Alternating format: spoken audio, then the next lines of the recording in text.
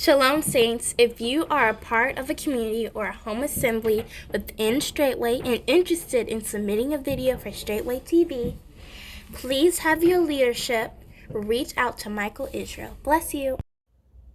The Great Flood. The flood was 40 days on the earth. The water grew higher and floated the ark, so that it was lifted up off the earth. Genesis 7:17.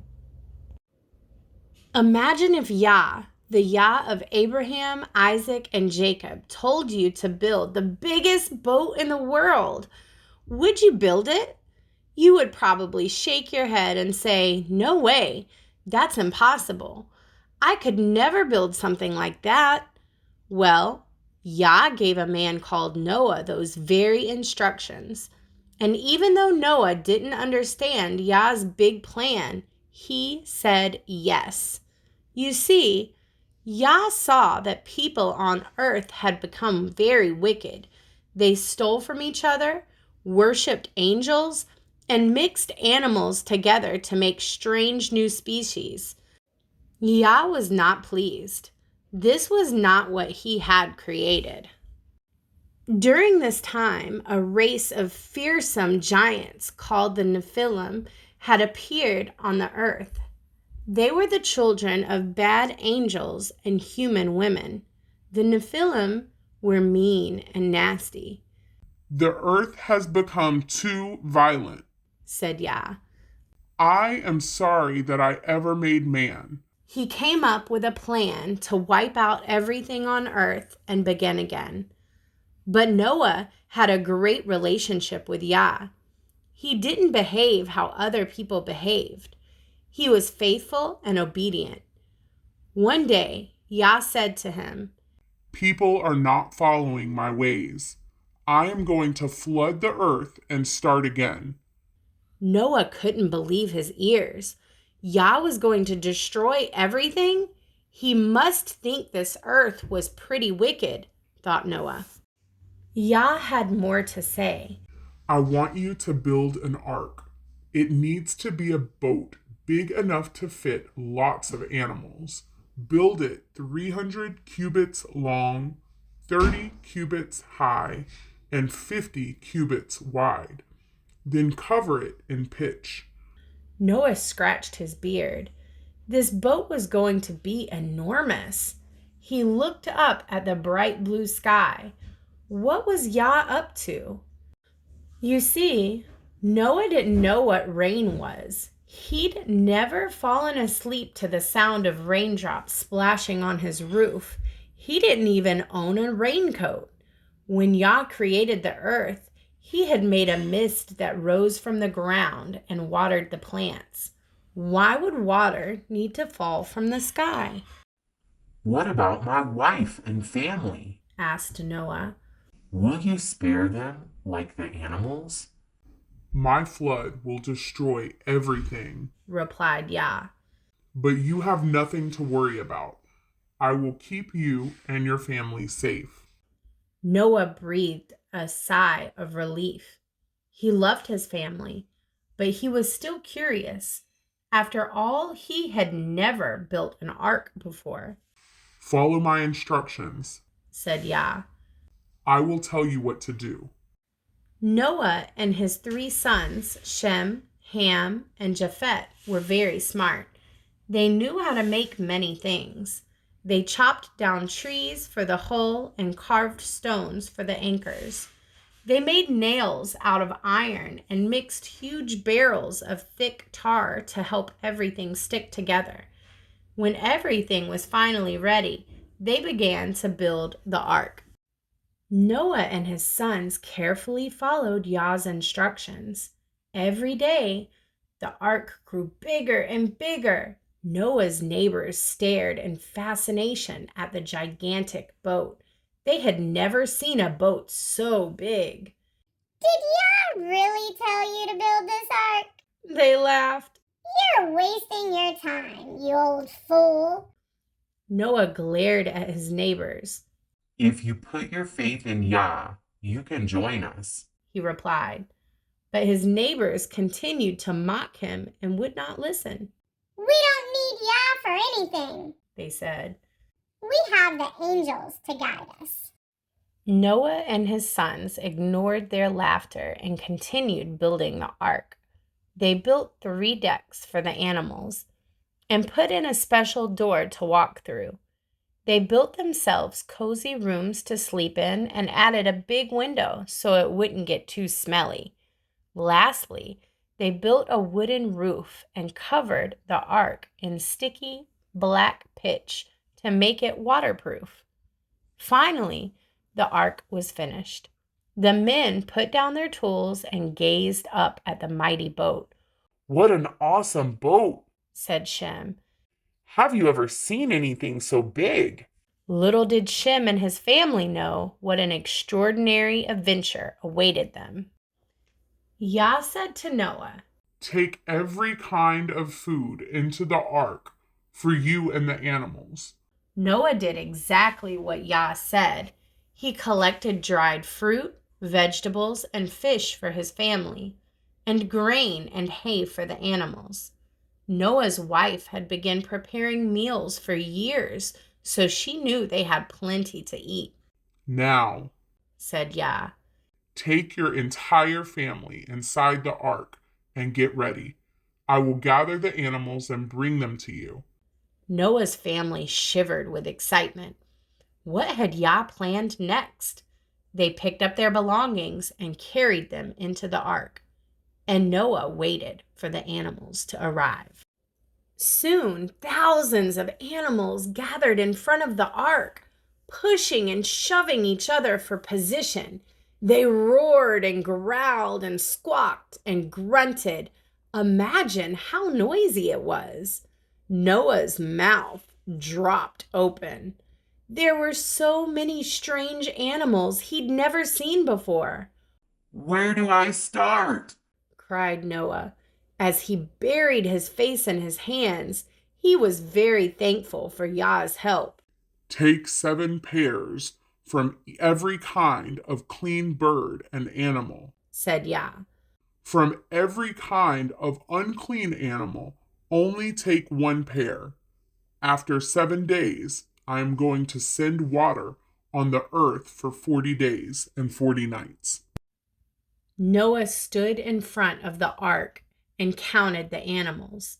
He chose 7 pairs from every kind of clean animal.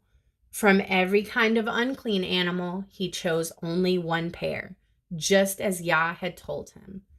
Then he took the animals up the ramp and into the ark. There were giraffes and elephants, anteaters and armadillos, cats and monkeys and bears and hippos. When the animals were all inside, Yah shut the door. None of Noah's neighbors were on the ark. They had all chosen to do things their own way. Suddenly, the sky turned dark.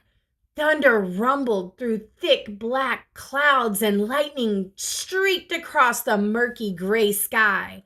The floodgates of heaven opened and it began to rain.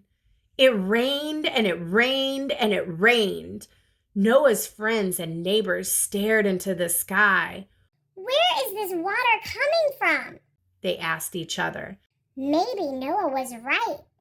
The earth shook and cracked like an egg.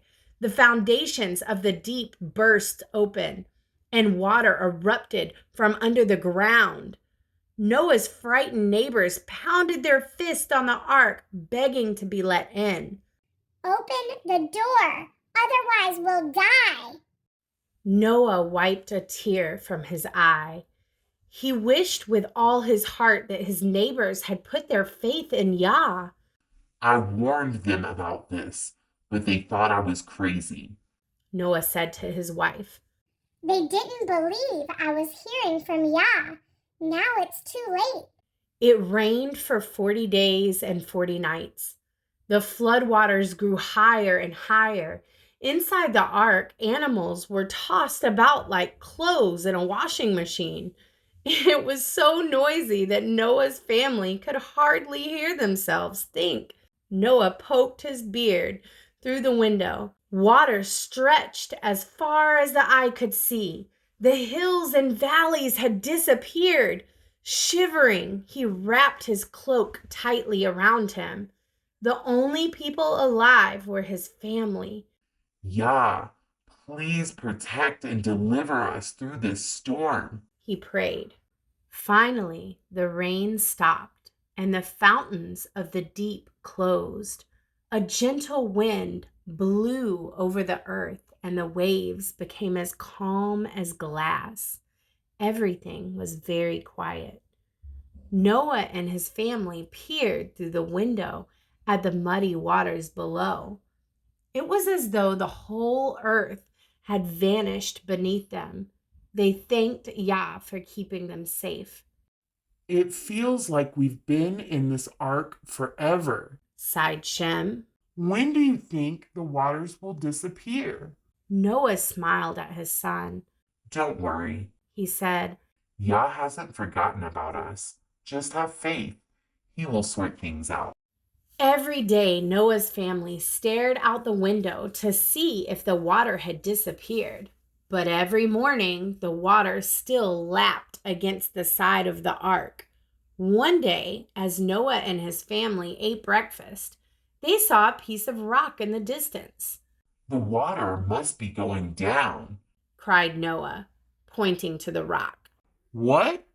Shem said as he and Ham rushed over to the window and stared at the dark, rocky mound. They almost couldn't believe their eyes. It's true. Yah really hasn't forgotten about us. A few months later, the ark came to rest on the mountains of Ararat. Noah chose a large black bird called a raven and sent it out from the ark. It flew back and forth, waiting for the water to dry up from the earth. Noah grew tired of waiting for the raven to come back, so he sent a dove next. The dove couldn't find anything in place to rest, and its stomach grumbled. It flew straight back to the ark, where it knew there was plenty of food. Noah waited another 7 days and then sent the dove again. This time, the bird came back with a freshly plucked olive leaf. Noah's eyes lit up. This means the water has finally gone down, He cried. He sent the dove out once more, and this time it never returned. Noah and his sons opened up the door of the ark. They stared at their new home in amazement. The soil looks so dry, said Japhet, grinning at his mother. Maybe we can grow fresh vegetables again.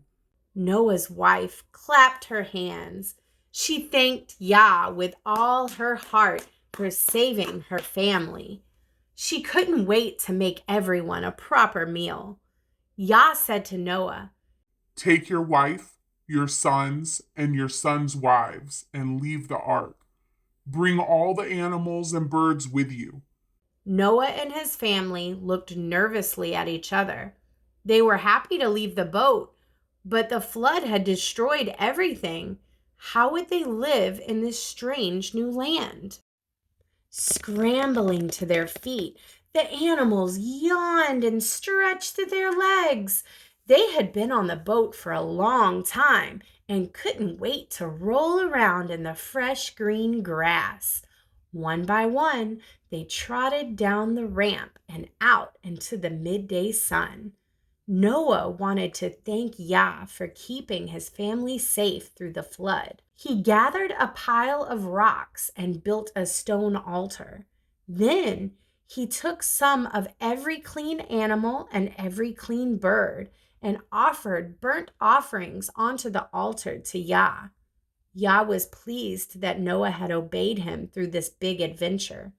He said to himself, Never again will I curse the earth like this or destroy every living thing. As long as the earth is here, seasons will come and go, and day and night will never stop. Yah blessed Noah and his sons, saying, Noah, have lots of children so your descendants will fill the earth. Noah smiled. He liked the idea of having a large family. He planted a vineyard to celebrate. Yah had a promise for Noah and his descendants. He said, I promise to never again destroy all living things with a flood. As a sign that I keep my promises, I will put a rainbow in the sky. Noah and his family were happy. They were ready to trust Yah completely. Yah's words last forever. From now on, whenever you see a rainbow in the sky, remember that he always keeps his promises. If you are part of a community or home assembly within Straitway and interested in submitting a video for Straitway TV, please have your leadership reach out to Michael Israel. We welcome more righteous content.